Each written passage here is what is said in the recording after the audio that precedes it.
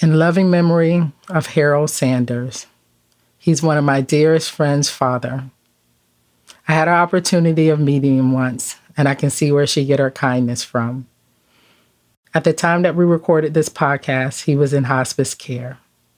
Just a week later, he passed away. I want to thank her for allowing me to laugh and cry and cut up on this podcast. Guys, this is a colorful one, and it's a 2-part series. But I love the way she spoke about kindness, friends, family, and the craziness that we always go through. I hope you enjoy. 2-part, very colorful. Be ready. It's Fee.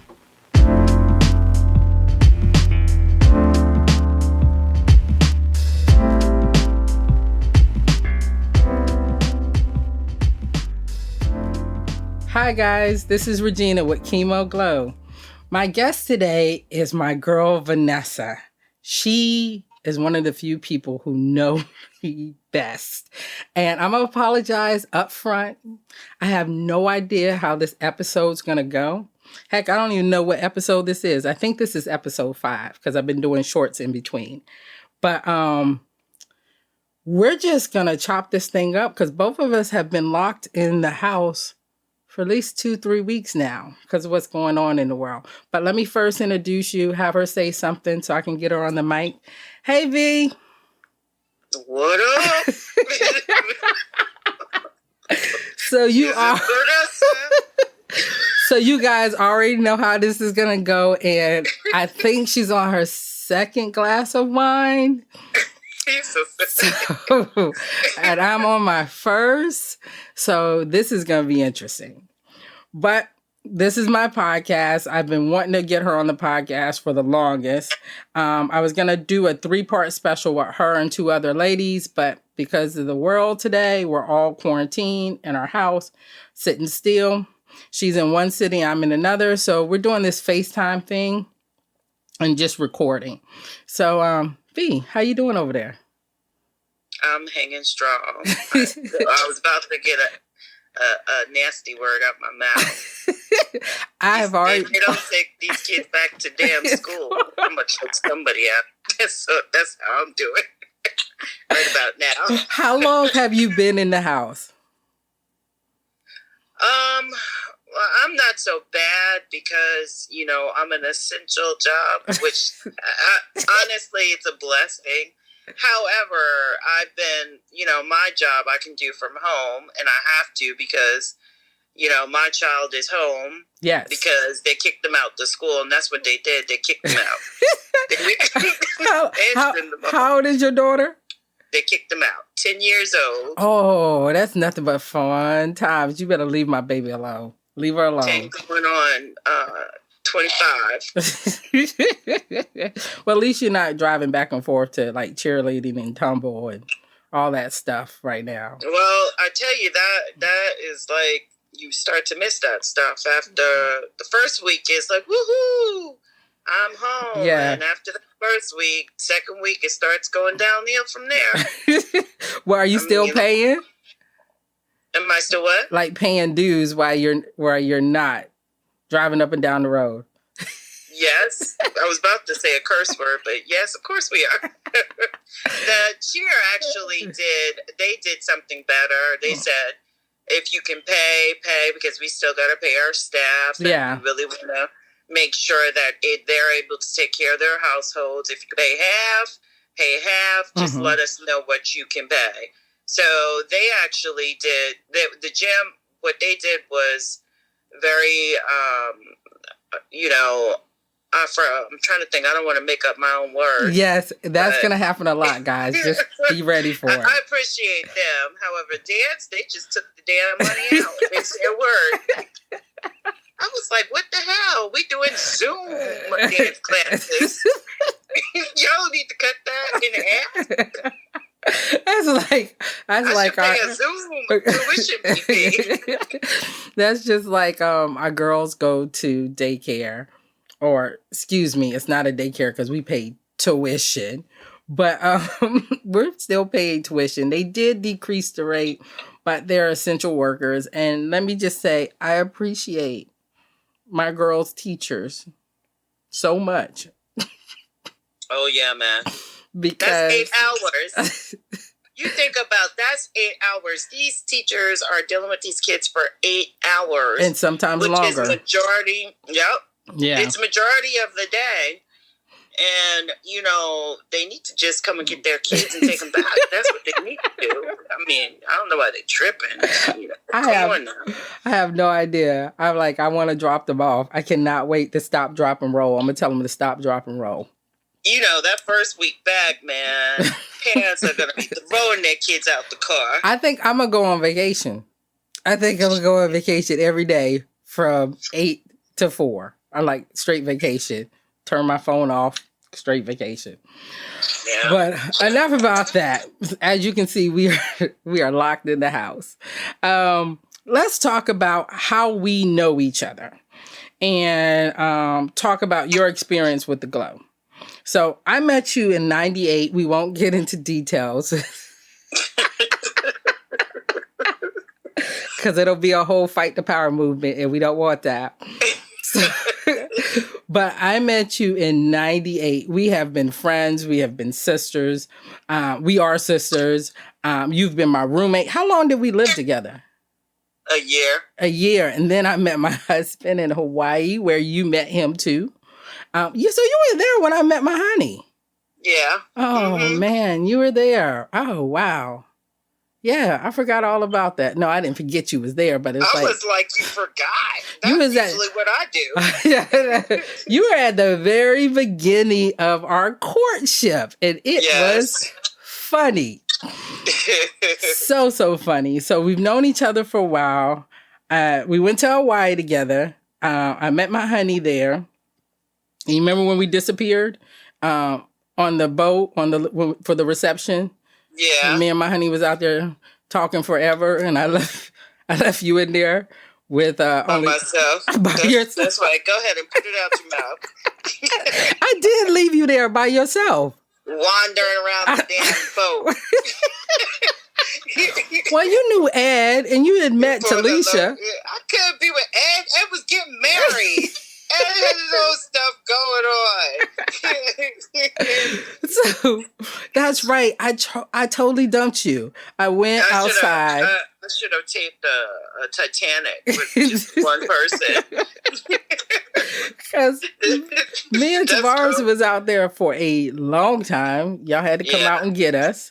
And then I didn't see him anymore because we came late because my sister got married the day before and we jumped on a flight to Hawaii. Oh, we had so many drinks on that flight. Yes. Oh, my goodness. And by the time we got there, we went to the reception. They asked us to go to a dinner, like before the wedding dinner. You remember that? Yeah. And hell, I remember it because your husband robbed me. That's what. How could I not remember it? He robbed me and had a smile on his face about it. So people don't believe me when I say that he came up to us and said, "Yes." I looked at you. I was like, "What the?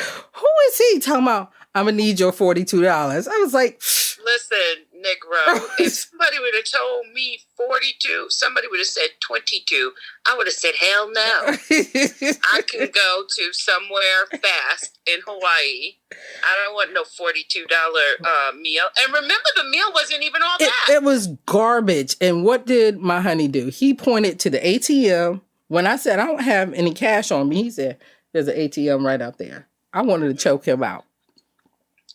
So, you know what? You have been there from the beginning because I was like, who is him? Who is this person? Yeah, I cannot. But remember the next day, it rained and they had a beach wedding. So all of our hair was big except for yours because you had locked your hair. It was so pretty and all of us had big hair because of the mist. We were all looking like the Lion King out there. It's so bad. Goodness, V. That was because we've been married 9 years. Last Friday was our wedding anniversary. So that was 9 years ago. And then after I got married, after I got engaged, he asked me to marry him in September. And then in February, I was diagnosed. You are one of the few people that I would even pick up the phone for or talk to during that time. So just tell me a little bit about how you were there, because I can tell you how you were there for me, but tell me how you were there during that time. Well, I want to backtrack a little because I think that my experience with you and the glow started with your parents. That's right. Yeah, so that was I didn't see your dad too much. I think we were just newly friends. Mm-hmm. Not newly, but I remember driving there with you for your dad in the end, and then he passed. So I didn't have too much of an experience with your dad, but that was the first experience. You remember the 2 car accidents I got into, though? Yes, I do. Because that was with your mom. Yes. In the same place. And then I more so was in Fayetteville or driving with you with your mom. Mm-hmm. Every weekend, almost every weekend, you would come down with me. We would clean. Not cook, because neither one of us was cooking at that time. But we would clean, sit with my mom. You would meet all my family members. Yeah. Man, you've been ride or die. I think I said to you when your mom was in the hospital one time, do you remember me saying to you, I said, I think your mom thinks we're lovers. I think she thinks I'm your girl. Because this was after. A little beyond the girlfriend. Because by this time, my mother had, let me back up. My father died. And then shortly after that, my mother was diagnosed with lung cancer. And during that diagnosis, we did not know she had cancer because they kept saying she had bronchitis, and she went to surgery and they had to end up doing a trach. And then it came out and they was like, so let's talk about your mom's cancer. And we was like, what are you talking about? So it was a shock to us. And by that time, my mom had a trach and no longer could speak. So all she seen was us coming down, like, who you keep bringing with you to Fayetteville? Why she over here helping? I know my mom. My mom was like, why she changing me? What's she doing? And all we would do is laugh and just cry and laugh and fight and do whatever. Because I had nobody to be angry with. So, yeah, you were there during that time. And I remember when both of my parents passed, you were there. You showed up. Yeah, you showed up because my father who passed away near your birthday. Your birthday is in July, yeah. And you still came down. And you left. Then, of course, you were back again. So, yeah, so that first experience with my mother, and you seen from where she was and where she, she went through. And I had no idea this was going to be part of my story. And my twin at the time was taking care of my mother. I have family there. I have my brothers and my sisters. But my twin sister moved from Charlotte back home to take care of my father. And then my mother was diagnosed. So she ended up staying in Fayetteville and taking care of my mother. She was actually there the day that my mom took her last breath. And both of us was there the day that my father took his last breath. And that's one of the things, I haven't even talked about it on my podcast, about my parents and my brother who all passed away. So this cancer is a beast. It is. I'm glad we can find some laughter in it, because if not, we'd be choking some people out. Yeah. I think we had a lot of laughter, which is weird. with your mom, I'm talking about. Yeah. It's really with the driving and the experiences that we have, the car crashes And I was like, what the hell are you looking at? How did you crash into them? We had a stop sign. We were Seriously? at a stop sign, guys. And I got in the same exact accident 2 days in a row. Because we would drive, 2 weekends in a row. Because we would drive down to Fayetteville, and then I would come up Old Wire Road, and there was a stop sign. I seen the stop sign. I seen the car. But to my mind, the car moved. Yeah, that's what you kept saying. I could swear it was moving. And I'm like, are you sure you're okay to drive? So, because you were doing those beasts of a drive, like, routinely. I would go home. Whenever I got off work, I was going back and driving back and going back and driving back. And then because I wanted to see my mom because I knew she would be deteriorating. And you remember, I wouldn't stay there. No, I wouldn't stay there. It wasn't until my mom was sick. And I remember looking at my mom. I used to like to be there on Sundays because for some reason, she got into football towards the end of her life. And we would sit there and I would be in bed with her. We watch football. And one day she looked up and she said, I must be dying. And I was like, why? Because you're staying the night. And I was like, yeah. Because death lies in this house. I don't want no parts of it, because all 3 of my family members passed away in that house. And so, and 2 of them in the same exact space. So I did not want to be there. And that was our little ongoing joke, which was weird. But I wanted to spend as much time with my mom as possible. And I had the flexibility to do so because of my job. Mm-hmm. But yeah, goodness. God, we've known each other a long, long, long time. Through a lot of different experiences. We could sit here for a long time talking about our experiences. And it's crazy because you would never think, talking or dealing with us separately, that we would be friends. No. And that was the crazy thing of how we became friends, which I know you don't want to go into detail, but I think you gotta be able to tell the story. Well, you can tell it because we became friends. You know what? I think I'm gonna just go ahead and make this a 2-part episode. So I'll just let Josh know when to split it. And hey, no coughing over there. And make a 2-part episode. But yeah, so you can tell how we became friends because it was weird. So, I started working at an agency that provides direct supports to adults with intellectual developmental disabilities.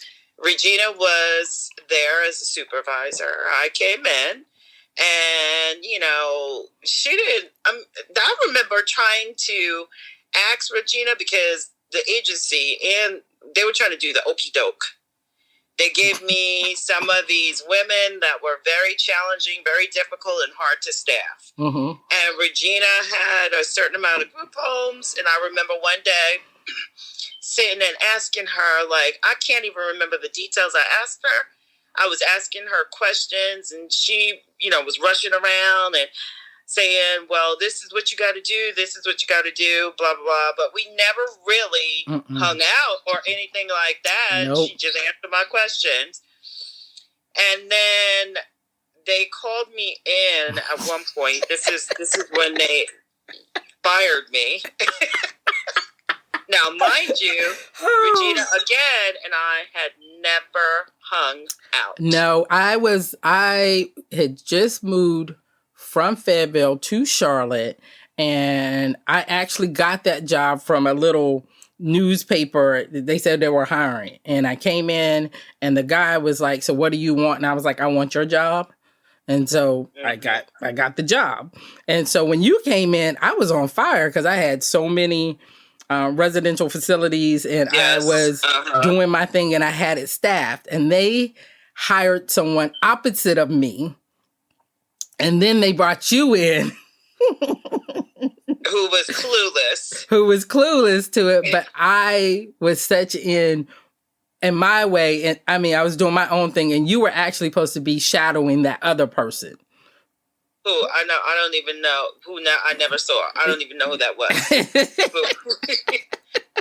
So there was a medication error, and they called me in. The supervisors called me in, and I would not throw any of my staff under the bus. So they wanted me to point the finger at someone and say who the medication error was on. And I said, it's a combination of several people's problems, including the person we're providing supports for. So they fired me. And I came out of there. And Regina was sitting in the lobby or the open area with I think the admin staff, just standing there.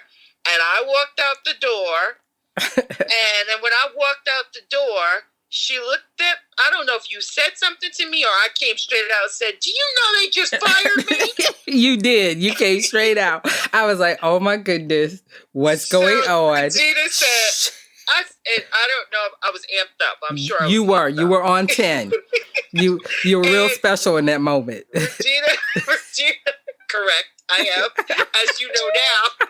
But it was very insightful for you to pick up on that. Then I did. Regina said to me, what? Okay, girl, this is what you're going to do. She took her house keys out of wherever she had them. She gave me her house keys. Now, knowing who you are, Regina, you know that we were meant to meet each other. Yep. Because this is not the type of person you are. You don't just give your house keys to anyone. Nope. You don't even have people in your space. I don't. I'm unless very you private. Trust them, and it has to be extensive. So even now, I'm shocked. God must have been whispering in your ear. Like, help this girl, because she gonna blow this place up. That you took your keys out and you gave them to me and you said, here, my twin's at my house. Go to my house right now and I'll meet you there later. And me, of all, okay, what's your address? And I had never met her twin. Yep.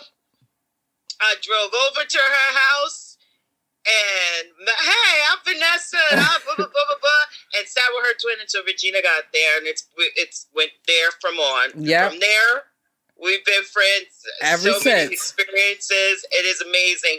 I can't even believe the way that we became friends. It is shocking. Yeah, because people who really know me, I'm very private. And the fact that I'm doing a podcast is like crazy. But I can't go through this experience and not get something out of it besides life. Thank you. But still. But yeah, because Vanessa, when you came out of there, yo, I thought I for wanted sure. to slap the shit out of Becky. Becky, who I'm now, we've made up. Yeah. I wanted to... It was bad. And what's crazy is the person who fired you was my mentor.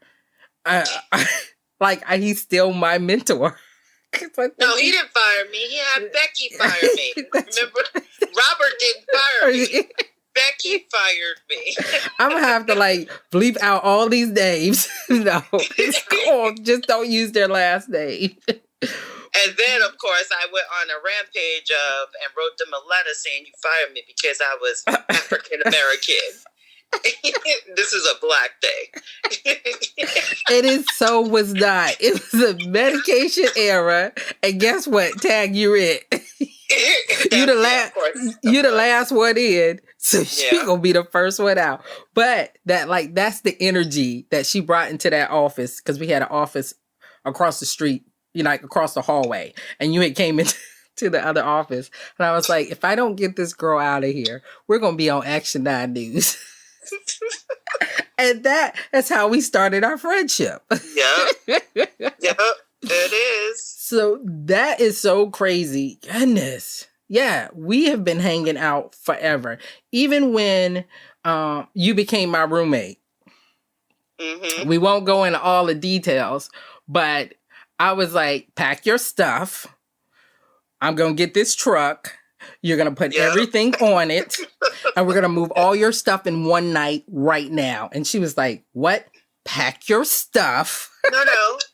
first you gave me the key. Yeah. And I was like, what you giving me this for? You said, because I want you to know that you have a key to my house and you are welcome anytime you tell me you want to be in the house. And I think, okay. And it was like a week later. A week later, you was like, okay, this is it. That's it. We're going to pack your shit tonight. There we go. Bleep that shit out. And you are coming to my house tonight. Yep. We're done with this. Yep. I could always see when you were going to hit the wall. Like, when you were going to hit the wall, it wouldn't have been good for anybody. Like, when you hit the wall, that's when your sister calls me and is like, hey, have you seen her? It's like, she's on a park bench, rocking back and forth. So I must say, I always know when you are going to go all the way to the right, all the way to the left, or you're going to stand there and put your fist in the air. So we have, and it takes to have a relationship with friends like that when you're going through stuff. But I must say, V, you always never want to bother anybody. Like, never. No, I don't. You won't ask. You won't bother nobody. So that's why I always say, here you go. Let's go. Because I don't have time for you to tell me, I don't. No. Get your stuff. Put it on the back of this truck, and let's hope that it doesn't fall off. I mean, we've done a lot, which I think when you get to these hard times, that's what grounds the relationship or the friendship. You know, all these memories and, you know, throwing at one point, I mean, come on, I moved 7 times. You helped me throw my couch over the banister. Of the second floor of my apartment. So when you get to these difficult times, like this, I think that's one of the things, you know, with you, when you told me you had cancer, or even when you came, because the brunt of anything never really laid on me, because you were married and you were in Raleigh. There was only so much I could do. So I kind of felt like I don't want to say useless, because that's not the word. No. But it was just like I couldn't do anything. No, you did the biggest favor for me the day I got married. And I was like, you have to do this favor for me. The day I got married, because but that wasn't a favor. That that was minimal. That in comparison, it was. It was. Not for me. It's not. It was minimal. Not for me. In Jesus' name, amen. Not for me. We won't say what that was, but you did that, because I got married like within 36 hours. I only had 2 bridesmaids. That was my sister, and that was Vanessa. And I did a podcast short about how neither one of them had on their dress. We're not going to go back and forth about it, but neither one of them had on their bridesmaid's dress. I just want your audience to know that we never had a bridesmaid's dress. Gina's going to swear we had a bridesmaid's dress, but it's funny how I never saw the bridesmaid's dress. You see that closet that's behind you? No, honey. There's no yellow dress in there. I took it out. And gave it. Well, she took it out without showing it to me. How about that? Yeah, right. I was going to call Sunny out and say, remember I gave all that stuff to Sunny?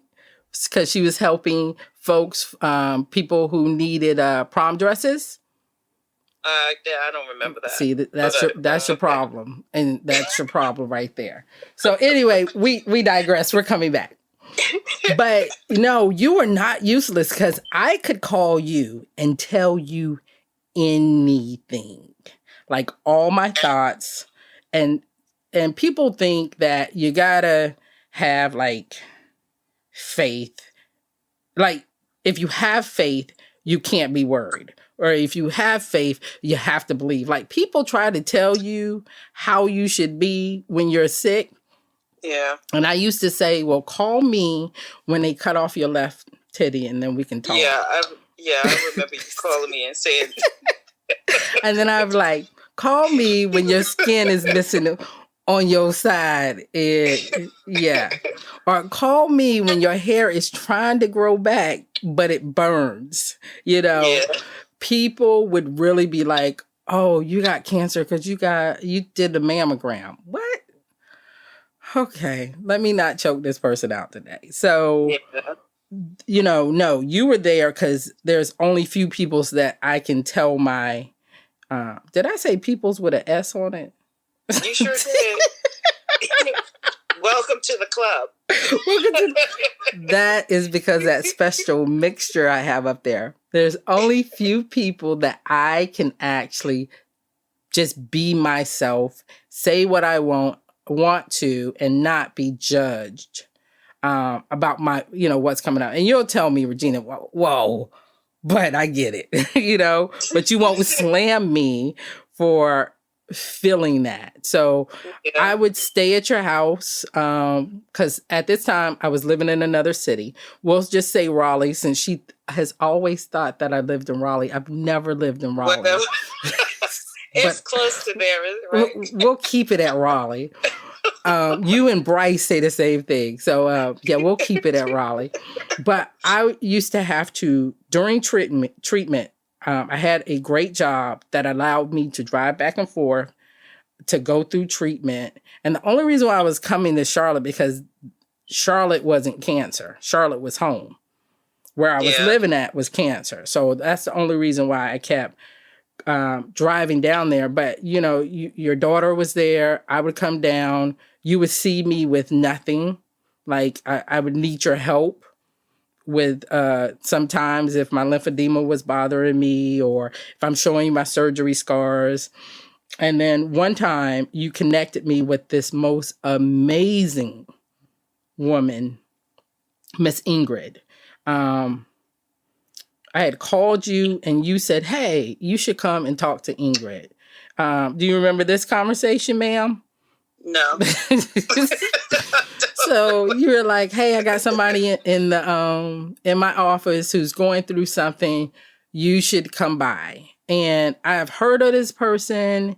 And I went by there and it was so crazy because I came to see you. I ended up seeing her. We're back there showing each other our battle scars and talking because she was going through a different type of cancer. She was going through ovarian cancer. And that was like one of the best connections. Like that I'm really thankful for because we connected in that short bit of time that we got to know each other.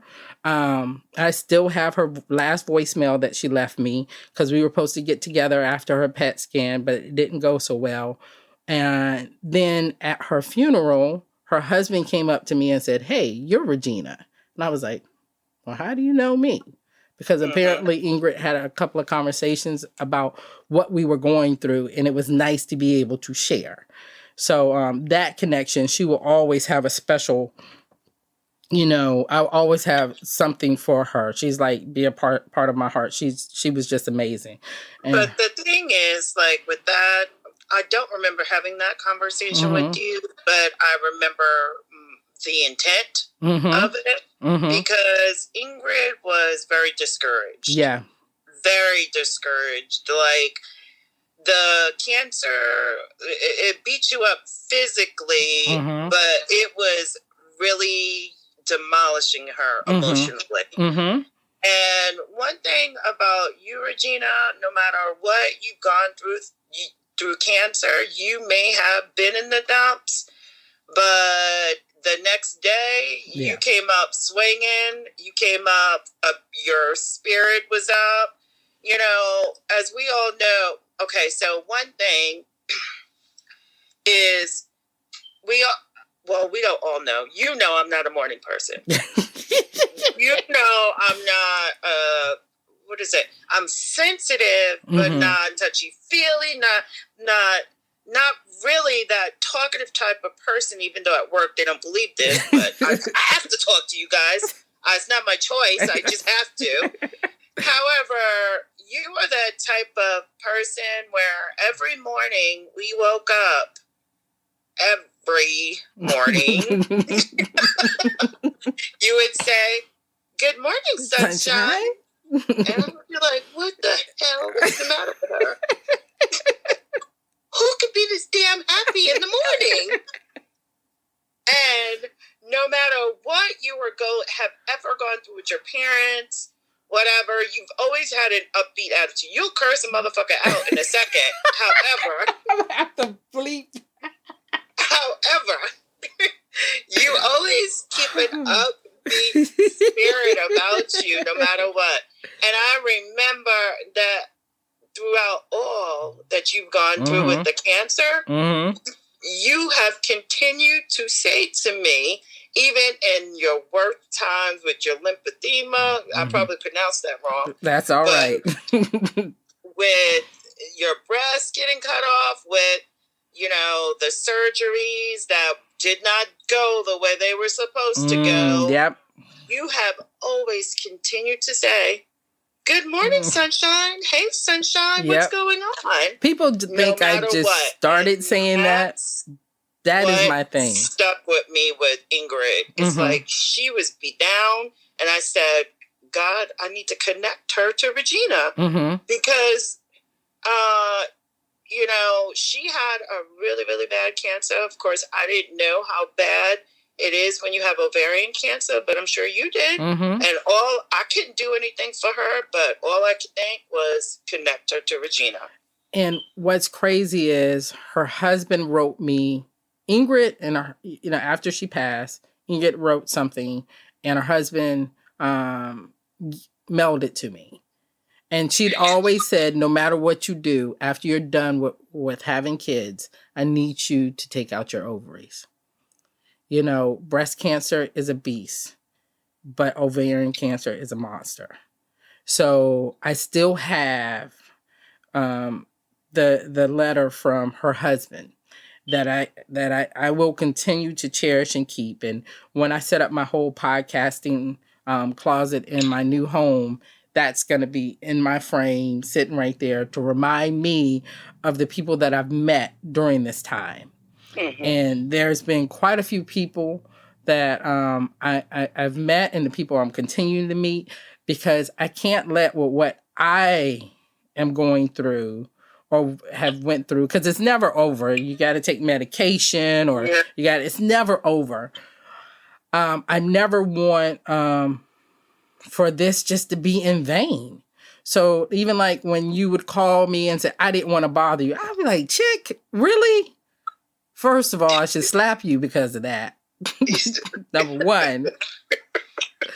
But number two is, I feel that I am my best when I am working with someone and sharing their moment with them.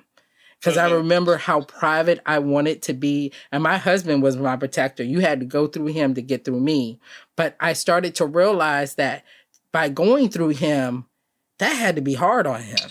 Everybody calling him, how's your wife? How's this? We had only been married 16 days. Like, my 9th year is coming up next week. So April, goodness gracious. We had only been married 16 days. So April 19th, I was on the table. So for everybody to keep calling him and saying, hey, how's Regina doing? And he didn't know half of my friends because we lived in 2 different cities. He knew you. Yeah. And I was like, you can talk to her, but you can't talk to nobody else about it, or you can only talk to these people. Do you remember when you brought my wedding dress up with Jewel and Cassandra? Well, hell yeah, because I got a damn ticket coming back home. That's the only reason I probably remember that. I forgot about it. Did I leave? I was on that. What are you? Your amount doesn't go down for how many years? Yes. Shoot. You got a ticket for me. When I and Cassandra was the other person I was going to do the podcast with, have y'all 3 together. Cassandra, when I got my diagnosis, they called me that same day and said that my dress was ready. And I called Cassandra and said, if you don't get it, I might cut it up. She went and picked up my wedding dress. Like, she went and picked it up, and I was just going to wear anything to the wedding, because to me, I was like, okay, it's just a formality, Yeah.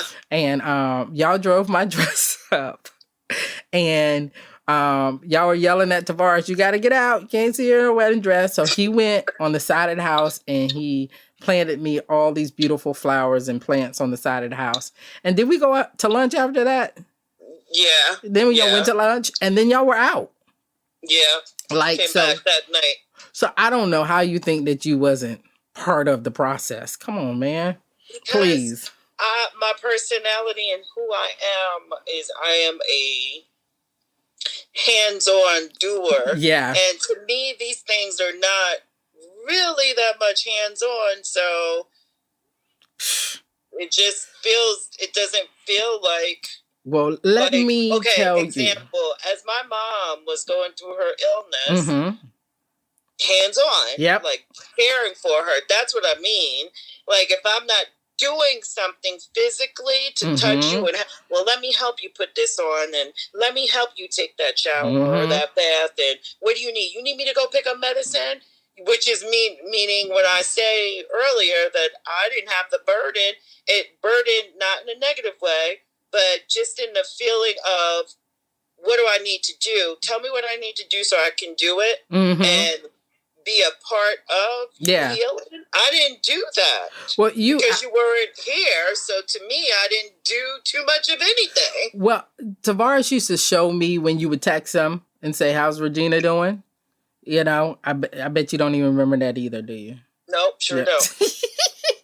So you would call or text and say, "How's Regina doing?"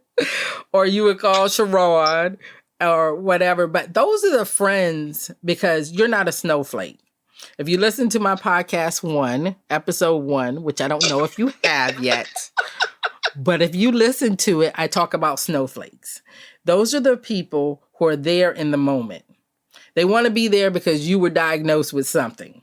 They want to wear pink, shave their heads, do all that stuff, which some people don't know what to do when you're going through. That's fine.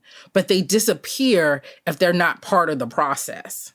But at any time, I can pick up the phone and say, "V, I need you. Put that black makeup under your eyes because because it's about to go down." I got 3 friends like that. You're one of them. Jewel is the other one. And Cassandra is that one too. All right?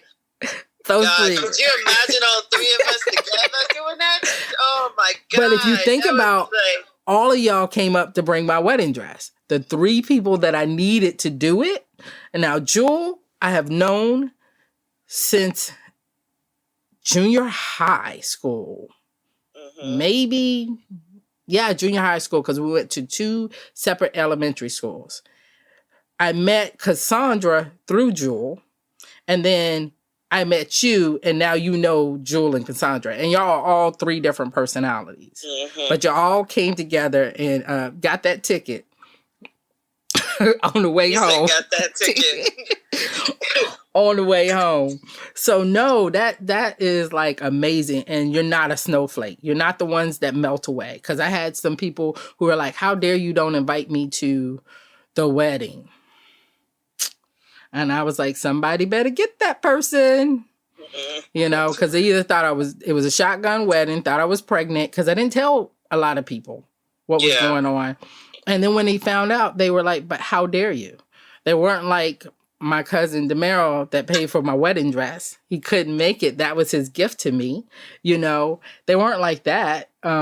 They were people who were there. And those same people that were there at the beginning, but physically couldn't be in the space. And again, I was newly married. And my husband told me he got this. Like, I got this. He still got me. So he was doing what he needed to do. And you guys actually supported him by checking in and making sure that I was all right, or let me call you and say crazy stuff to you instead of telling my new husband that everybody in here can kick rocks with open-toed shoes on, including this doctor in front of me. Well, I think that is something that is probably very important within the glow for others to understand, is about what part they take in somebody's healing, or even That's right. if that person is not healing, what part you can take in them. Mm-hmm. Because I don't think people talk about that. Mm-mm. They may talk about what's very physical that you can see, Mm-hmm. but they don't talk about the emotions surrounded around Mm-mm. the glow, the emotions of the family members or the caregivers Mm-hmm. or the siblings or the friends, or what can you do? Mm-hmm. What should you do? Yep. Should you do anything? So people wander around with the thought of not knowing what to do. I just had a friend whose father-in-law passed last week.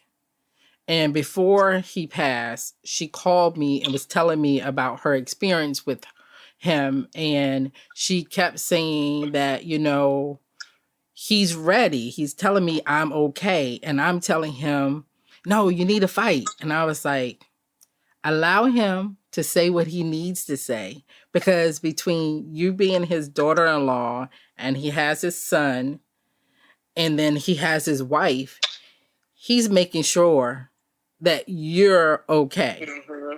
And he can't tell his son or his wife that it's time for me to go. So he's telling you. And she was like, I didn't think about it. And I said, does he say it when nobody else is in the room? Yeah.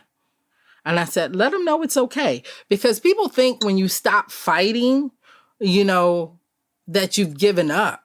Mm-mm. Like, that peace of mind is a beautiful thing. There were moments when I thought that I was not going to be on this side.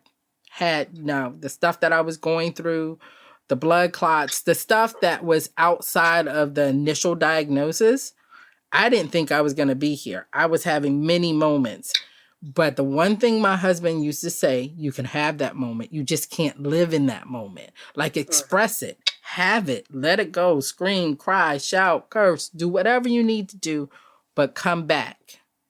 And because he allowed me to do that, just like you allowed me to say whatever I needed to say without saying, Regina, no, you can't leave. You just allowed me to express how I was feeling at that time. And again, it may change, but it didn't mean that I was giving up the fight. It just meant that at this time, I got to find some peace.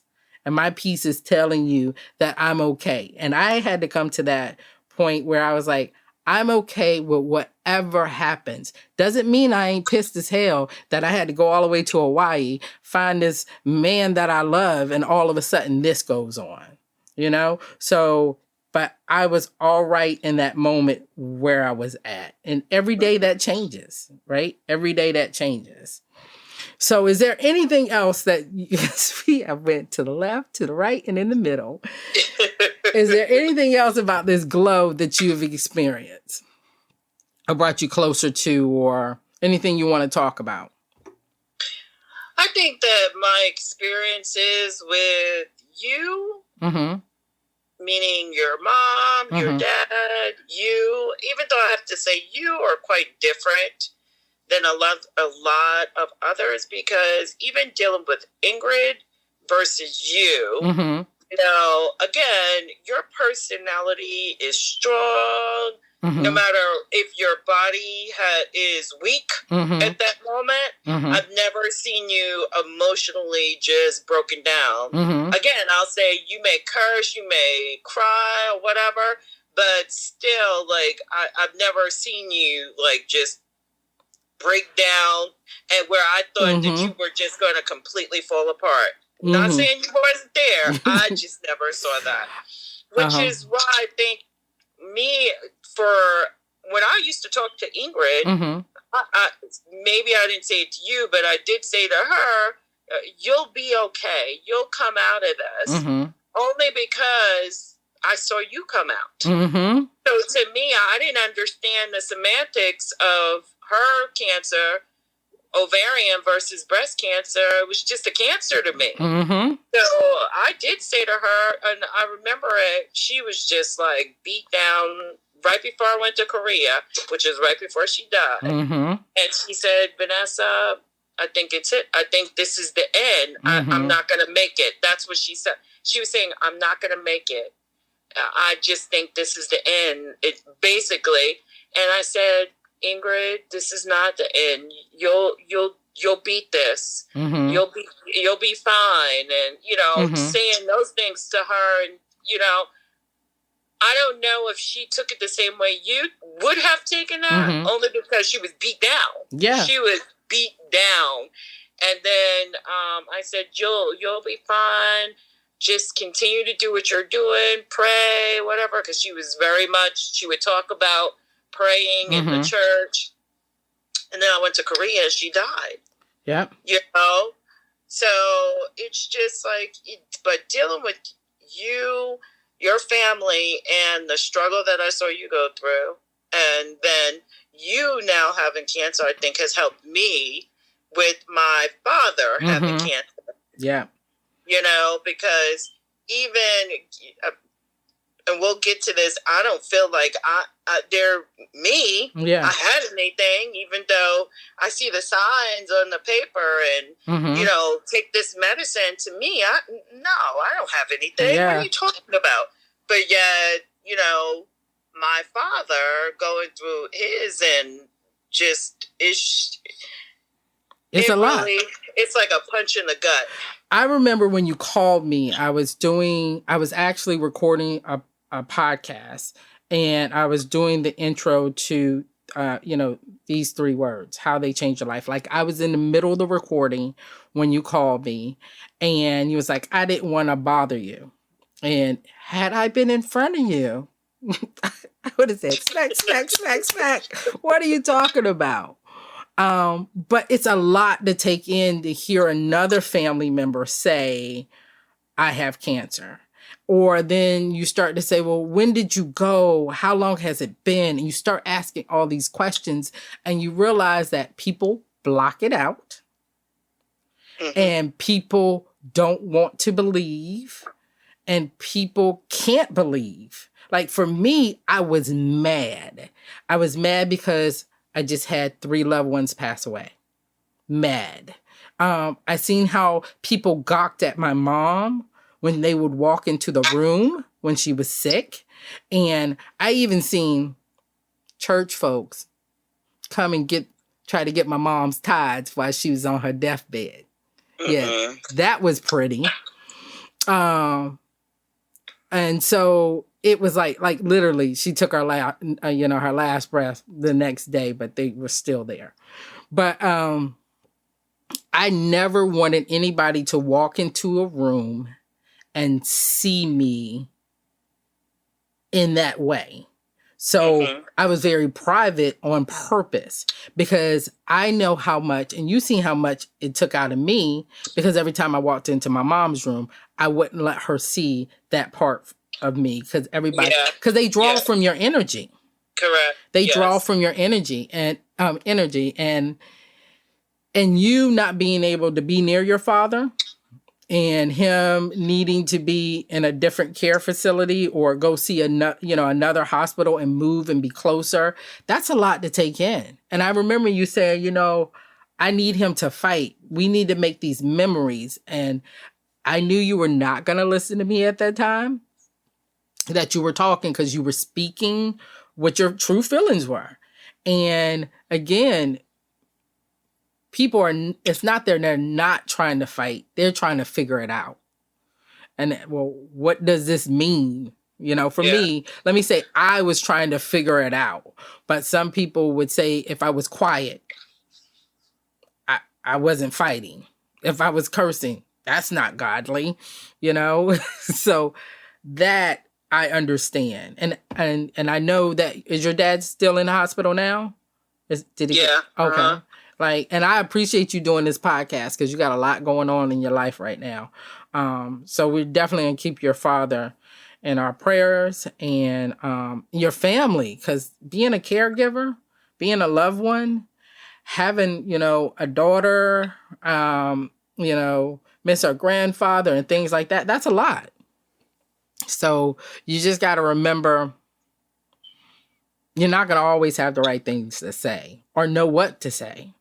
So, I think the pressure, of course, because my sister is there with him where he is.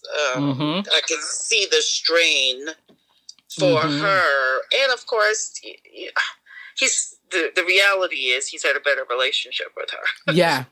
So, of course, it's more impactful. Not saying it's not to me. My father, I love him very dearly. Yeah. However, she has had an actual relationship with him where he's been in her life and he's part of the daily routine even before the cancer. So, I could see the impact for her. And, I guess one thing that I know that no matter what I'm going through, the worst, is someone's pity. Yep. Which is why I disconnect with people. Anytime I'm going through something, I just start disconnecting. I start talk. I don't want to go out to dinner because if you're gonna look at me like that and you're gonna want to know the semantics of the crisis or what's going on, you don't want it. I don't want to deal with it at that moment. Then so it's a disconnect for me.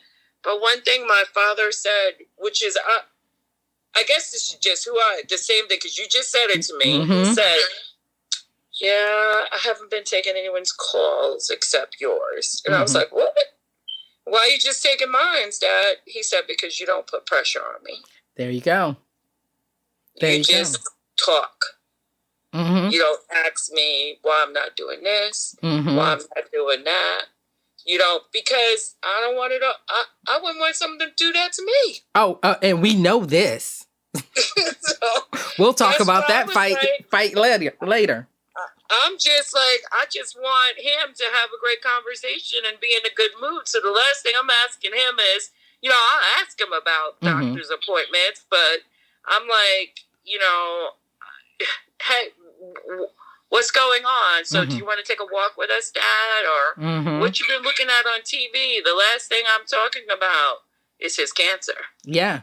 And you know what's so great about that? The fact that you have that relationship now when he needs someone the most is amazing. I'm only taking your phone calls. Like, for him to say that was impactful. Because... Well, yeah, very much. Because I would never think it. You just... Yeah. That's like my dad. When he was dying, I would drive down. He would drive me crazy. And then I would leave. I think you were with me that one time where I was like, let's go. I'm out. And my mom was like, your dad said you didn't stop at the stop sign. I was like, what?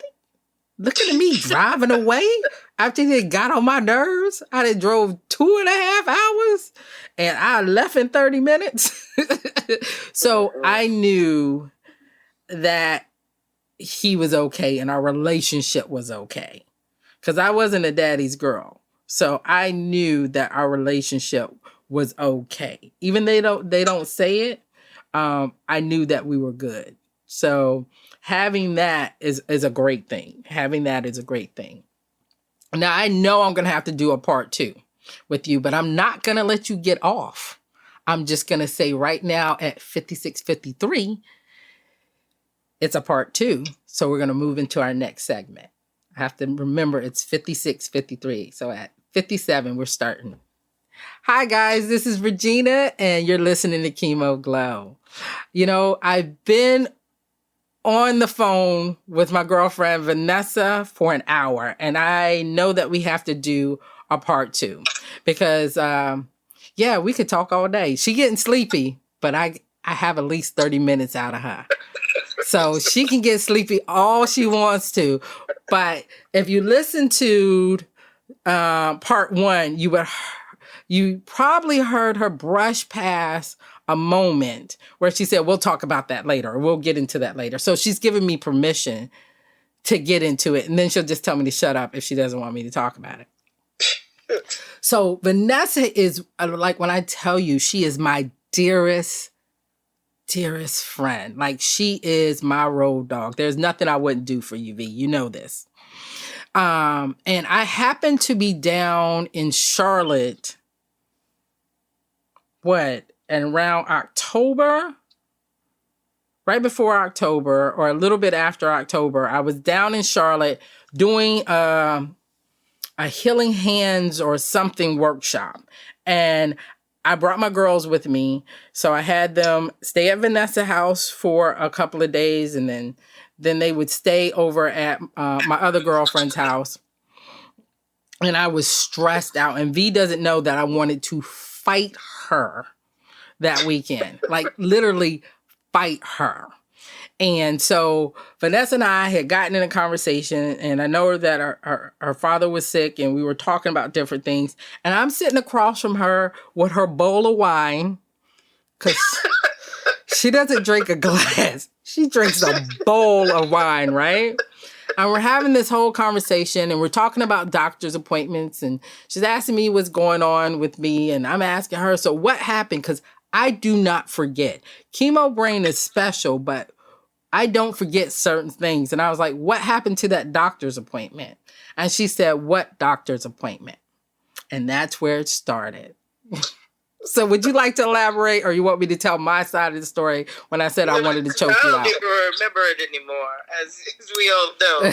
My memory is very selective. And she has nothing to blame it on. Probably some college year stuff, when she was in college. So we're sitting there, and a year ago, I was on my way to Charlotte again, and I called her, and she said she had a doctor's appointment, and she had to end up rescheduling this doctor's appointment because it was with an oncologist. And I said, say what now? An oncologist. Remember I have to have this procedure done? And she was very vague. Very, very vague. And there's not many people in your circle that I talk to. So I was like, I'm going to have to bust out and call certain people that I don't normally talk to find out what's going on with V. And so she was very vague with them too. And she had a procedure done, and she was like, yeah, I had this done, and now I got to go see, not an oncologist. You had to go see your oncologist about medication, right? Yeah, it wasn't my oncologist. It was a different oncologist. Yes, because you had a surgical oncologist. Now you needed to go see a different oncologist. So guys, you know what chemo glow is about, right? If you tell me you have to go see an oncologist, then I'm going to perk up, especially to my girl V, right? So she's sitting here telling me the story like it is nothing. And she said she went to a doctor's appointment because you had a cough. You had a cough. You needed cough medicine or something. Yeah. Your allergies were bothering you. And the doctor came in and said, well, I see that you've experienced cancer. And you said, what? Am I right? Yeah, no, he said, I see you have had cancer. And I didn't say anything. I looked at him like, what the hell is he talking about? I haven't had cancer, but what the hell record are you looking at, sir? After my lumpectomy that I had. Was sitting there, and I was like, and he says, do you think, and he didn't pause too long. No. He said, do you think this is from that? And I said, no. Because I haven't had cancer. I didn't put the end in there because I didn't know what the hell he was looking at. Yeah. So I said, no, it's not. So you remember in part 1, when I say some people deny, and it is a coping mechanism, especially if they use certain words. But let me tell you, Vanessa is the why of everybody. Why this? Why that? You need to explain. I need more details. But in this certain situation, she's like, okay, so I just got to have surgery and meet with an oncologist about medication. All right. When I tell you, I got in the biggest argument with my husband over nothing because I was so mad at you that weekend. When I tell you, my girl Talisha was like, come to bring the girls to Chuck E. Cheese, which is a petri dish of germs. And I was ready to fight everybody. I was like, that weekend was so awful. So we're going back and forth, and I had to remind myself that I can't tell anybody about what they're experiencing. They have to. But what I wasn't going to let happen was you not getting to your appointment. You know, I was going to bug you until I had to take off time and drag you to your appointment. Yeah. So I end up... well, actually, what you did was you said, bitch, you don't call that damn doctor back. I'm going to come out there and bust you in your face. I said, what are you talking about, Regina? You said, what? Call that damn doctor, Vanessa. And I'm going to call you back tomorrow. You better call that doctor and find out who they are and get in there and make your appointment. And what's crazy is we had just did a breast cancer walk. I was walking for my other girlfriend who had a similar diagnosis of, stage 0. And they told her, they used the exact same language that they use with you. And hopefully she'll be on my next podcast. But and I'll let her tell her story. So I'm sitting here and I am calling you everything but a child of God. Like, literally, I was so upset with you because I was like, out of everybody, I even did a small moment. I do these things called moments where I record myself. Out of everybody, she is the one. She is the one that I will stand up there for, blah, blah, blah, blah, blah. So fast forward, you go to your doctor's appointment, right? The doctor must have thought she was crazy because I said, you better call me. You better FaceTime me when you get in that appointment. But when you FaceTime and you're in the building, the connection is off. So she had to call me. And I heard the doctor laugh, talking about, y'all must be really good friends. But I must say that doctor explained the medication to a T. She explained the side effects, what will happen, the purpose of it, how they can put you on a little and then increase it, and the side effects. And I love the way she explained it to you. Because I had just been through 2 other friends going through, and her doctors your doctor was most effective about medication, and my other girlfriend's doctor was so good about her surgery. And the friend in Fayetteville, I wanted to tell her to run. Don't pass go. Don't collect $200. Don't go to this doctor. It was that type of situation. So dealing with that and handling that, you never want to hear a friend say they have it.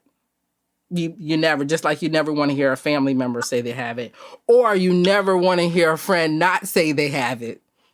Well, I'm going to be honest.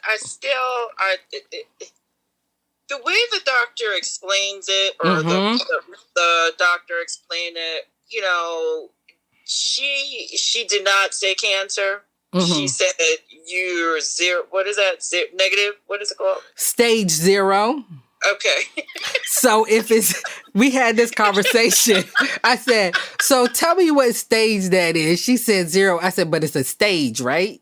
So what is it a stage of? Well, see, that's what, and I did ask her. I said, so cancer? She's like, no, it's not cancerous, but we want to take them out because they have the high potential to become cancerous. Mm-hmm. So, and I'm taking that the way she's saying it. Okay, well, I don't have cancer. That's the bottom line. What she said to me when she said that. Yep. I don't have cancer. You do not. They remove the pre-cancerous cells. Yes. You see this? The pre-cancerous cells. Y'all can't see me, but I'm doing bunny ears right now, right? They removed them. Not once. They had to go in what? Twice, right? Were you twice? No, they were supposed to just take it out of one breast. Then she said they saw something in the second breast, so they took them out of both. So they wanted you to have clean margins.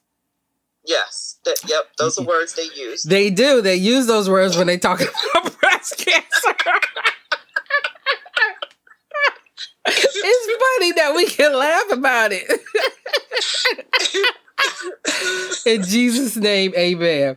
However, you do not have, let me say, you do not have cancer in this moment, in this second. Yes, no cancer. How is the medication? Actually, the medication's been fine. The biggest problem I had with the medication has been the headaches, which have gone away. Like I was having headaches, major headaches that regular Tylenol would not take away. Did you typically would take it away? Any hot sweats? I mean, no, not that I hot remember. Flashes. But okay. Who knows? I'm 47, so that could be just part of the change. Just part of life, and it's change. Stuff is just changing constantly in these ages. But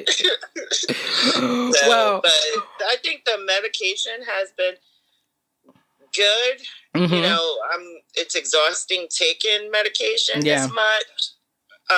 Because as you do get older, whether you're sick or not, it is what it is. You start taking more medication. Yeah. And I just went to her and she said, "Oh, everything looks good," but she wanted to take blood work. And of course, I forgot to take the blood work and left the building. I'm going to punch you in your face. Did you go and take your blood work? No, I couldn't because then the corona hit us. It was right before the corona. Well, so I couldn't go back to get the blood work. You best believe when it's up and we out of quarantine, I will be calling you because they're taking blood work to look at levels of a certain thing. So you definitely want to go back. And you know what? It's crazy. You got people who are still in treatment during this coronavirus, people who immune system is, it's not good during this time. I know people who've had radiation and their lungs were radiated. So they got so much stuff going on. Just had a lady who I met through Healing Pines, which is an amazing thing where you go for a retreat. They pay for you to go to a hotel and they do a whole spa treatment for 3 days. Mm-hmm. And I volunteer for that. It's amazing. Hopefully I'll have them on the podcast. But we've had 3 ladies in that group that I went to pass away. And one just passed away 2 days ago. And she was amazing. And it was a different type of cancer because it's for anybody, any type of cancer, as long as you've been treated in the past. I think it's 2 years, but it's a great, great organization. But I was saying all this or all that to say that even during this time, we still got to take care of ourselves. We still need to do our mammograms. We still need to do our follow-ups. I ran out of my prescription for the medication that I'm on for 10 years. And you have to be on your medication for how many years? 5. 5 years. So 5 is the goal. Well, see, that I caught the facade in that. It's not really 5 years because she was like, "Oh, yeah, 5 years," and blah blah blah. And she kept on talking, and all of a sudden she started saying 7 years. Mm-hmm. She started going up in the years, and I was like, "Hold up, wait a minute." 5. now we going up to 7. I thought you said I didn't have cancer. Why I gotta take all this meds? It's preventative. It's preventative. Okay. You gotta love it. You gotta love it. Well, it's still, it's good to take. Make sure you're taking your medication. Some people decide not to take it, and that's fine. I have 2 friends who've decided that, hey, it's not worth taking it because of the side effects. And they had stage 0 or they were at a stage and they were like, yeah, I just don't want the side effects because it can give, side effects of ovarian cancer and other things. Mm-hmm. So, just make sure you still take care of yourself. So having that experience with yourself, having the experience with your dad, having that experience with me, what has all this done for you, your mindset, what's going on? Do you think you're in a good place? Do you think you're in a place where you're having more moments or you're appreciating life more? Everybody's like, oh, this has done this for me. No, I don't think, I don't, if I was to be honest, I don't feel like it makes me appreciate life more. Mm-hmm. I think what it makes me do is acknowledge more the little moments. Mm-hmm. Like, it's not walking around saying, oh, look at that. It's, I don't even know how to explain it. It makes me more conscientious about death. Mm-hmm. It makes me think about it more. It makes me more come to the realization that it can come on us at any time. It doesn't matter. It comes knocking correct. at your, it doesn't knock at your door. It blows the house down. That's what it does. Yeah, because I think that, appreciating life more, it's something that you have to do with others. And, you could appreciate life to the fullest. And again, you still have to go to work and deal with a bunch of people that are a pain in the asses and, make you want to punch their head through the door and things so like valid. that. It's true. It's true. It makes me, I think, a better mother. Yeah. That's what it does. Because I want to have more moments with my daughter. Mm-hmm. Because I know death is coming on anyone's. Yeah. Death is going to knock on anyone's door. Mm-hmm. It makes me want to have more moments with her. Yes. I tell you, what I've been through, it didn't change my life in this magical way. I do appreciate my time. And what makes me appreciate my time means I'm not going to deal with like foolery or anything like that. I'm going to do what makes me happy. I made a lot of changes during this transition, but I have this thing about my girls because I'm their mother and, they look at my scars. They'll tell me, Mommy, that's your lifeline, or they'll point out things that I totally forget about, or they'll rub on something and it's like, Mommy, I hope you feel better. It makes me get up in the middle of the night and go look at them, hug them, take that moment, pray over them, work on their energy, do a little meditation, just to know that they're there and there was another purpose for me to still be here. I got 2 beautiful baby girls. They're not babies anymore. They're driving me insane right now because I've been in the house since March 16th. So they are driving me insane. But just, I was telling my husband, why can't we do whatever we want to? Why can't we enjoy life the way we feel like we should enjoy life? There is nothing stopping us from doing what we want to do. Yeah. Yeah, nothing at all. And I'm not talking about things that have to do with finance. I'm just saying, why not? Why not have more moments like the ones you want to share with your daughter or with your family, or not share moments with people who don't give anything to you? Like, I'm good for saying no, thank you. And so are you. Don't do me any favors. Don't do me any favors. That was my... Oh, don't do me no favors. I meant that with a passion. But that's because I'm like you. I don't ask for much, but when I'm learning to be okay with letting people in, the people who love me in. And so you need to do more of that, Mama. Yeah, that I don't know if that will change. I mean, because that comes from scars. Yes, I do. So of course, you got to heal the scars before you're able to let stuff like that occur. Yes. And me and my sisters were talking about the scars because, of course, my dad is in the scenario he's in. Yeah. And so we're talking about all these scars and the inability to actually move past any of these scars because, of course, I think my older sister has, which is why what's going on impacts her so much more. But she's had an opportunity to have a relationship, and these scars come from ineffective relationships when we were younger. So now I was saying to them, my mom died in her 40s from a sickness. So, and we never got the opportunity to heal those scars. And now dad's dying from cancer, and we're not getting a chance to heal those scars. So you just walk around with scars. So saying, I got this, I'm going to do this. I really, you do need help. The reality is everybody needs help. Everybody needs someone. Everybody needs someone. And I believe, like for me, how I heal the scars, the physical ones, because I swear I look like Edward Scissorhands up in here if I take these clothes off.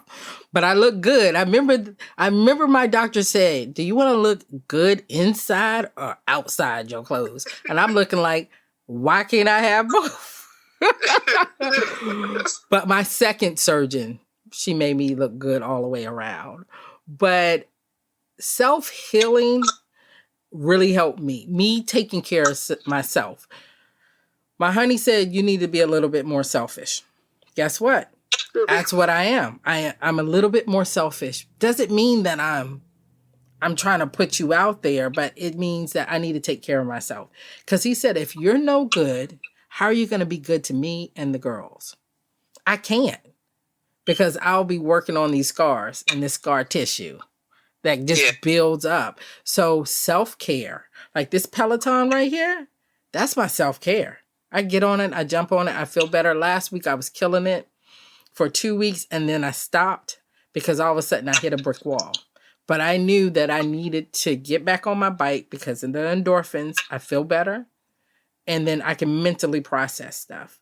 So if you're unable to heal the scars because that person is no longer there, you have to find a way to move through those moments and forgive yourself.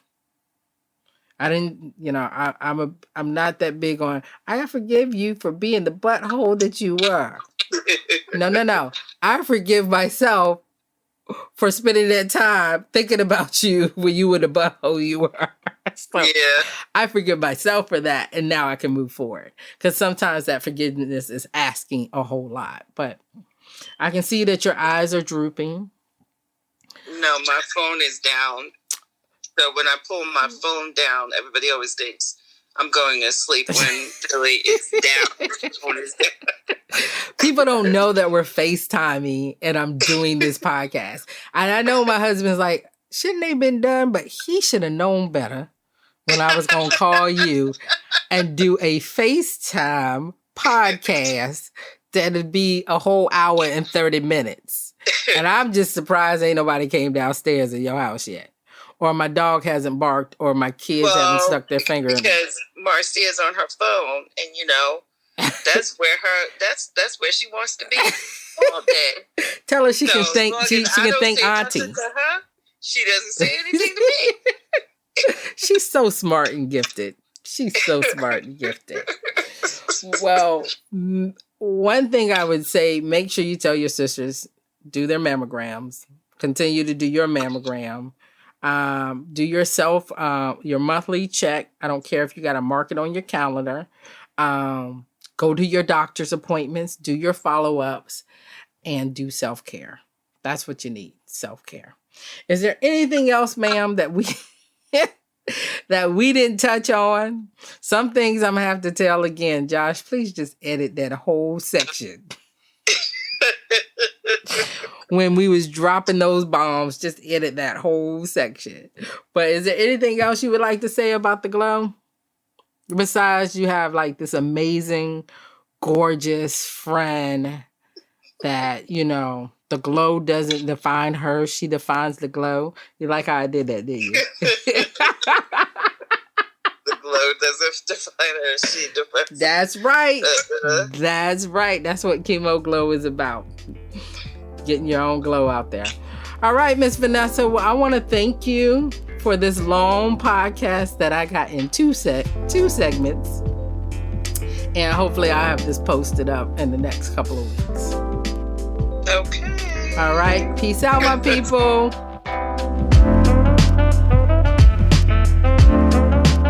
Sound editing is provided by Josh Masters. If you like what you hear, please rate and review the podcast in iTunes. Connect with Chemo Glow on Facebook, Twitter, or Instagram. You can also find more content at chemoglow.com.